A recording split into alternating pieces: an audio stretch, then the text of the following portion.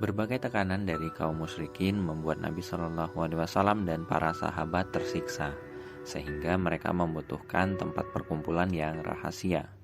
Pada pertengahan tahun keempat masa kenabian, seorang pemuda bernama Al-Arqam menawarkan rumahnya kepada Nabi untuk menjadi tempat dakwah, yang kemudian dikenal Darul Arqam.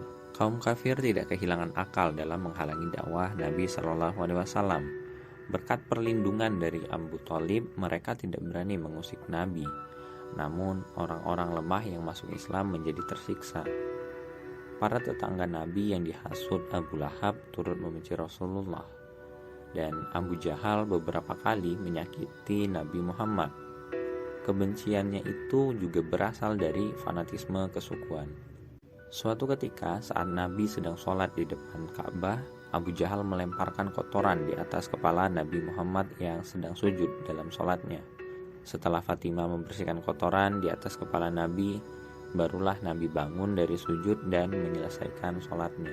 Setiap kali Abu Jahal mendengar ada orang yang masuk Islam, ia tidak tinggal diam. Jika mereka dari kaum yang terpandang, ia selalu menghasutnya untuk menjauhi Muhammad dan para pengikutnya dengan sejumlah uang. Namun, jika mereka kaum muslim yang lemah, Abu Jahal akan langsung menyiksanya. Nabi Muhammad yang setiap hari mendengar laporan penyiksaan kaumnya merasa sedih dan hatinya terluka. Saat ini, keadaan kaum muslimin belum cukup kuat untuk melawan. Setiap sudut kota terdapat mata-mata yang mengawasi umat muslim. Untuk sementara waktu, perkumpulan dengan Nabi Muhammad dihentikan. Pada suatu hari, seorang sahabat Al-Arqam mendatangi Nabi Muhammad SAW untuk memberikan usulan. Arqam berniat menjadikan rumahnya untuk menjadi tempat berdakwah dan mengadakan perkumpulan. Arqam termasuk 10 orang pertama yang masuk Islam. Saat itu, Arqam berusia 17 tahun, namun berita keislamannya tidak pernah terdengar.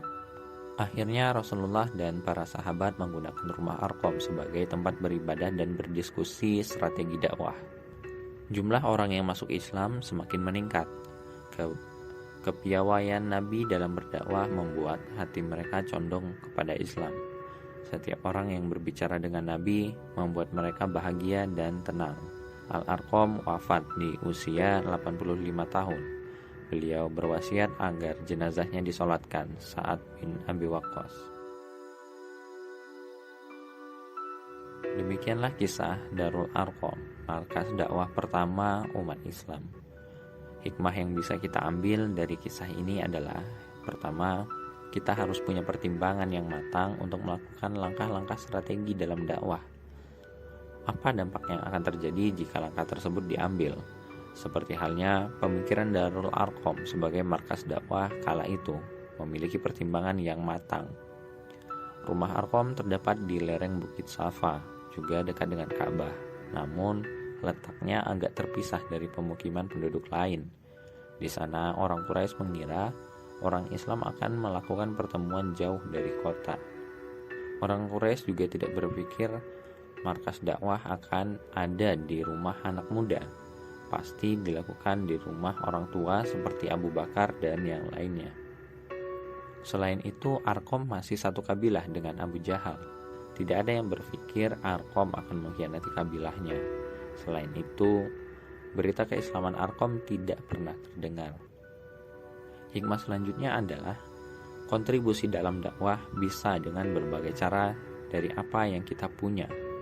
Jika memiliki harta, maka gunakanlah harta itu untuk berdakwah. Jika memiliki kekuasaan, maka gunakanlah kekuasaan itu untuk berdakwah. Seperti keputusan Arqam yang mewakafkan rumahnya untuk markas dakwah di usianya yang masih muda, patut kita teladani.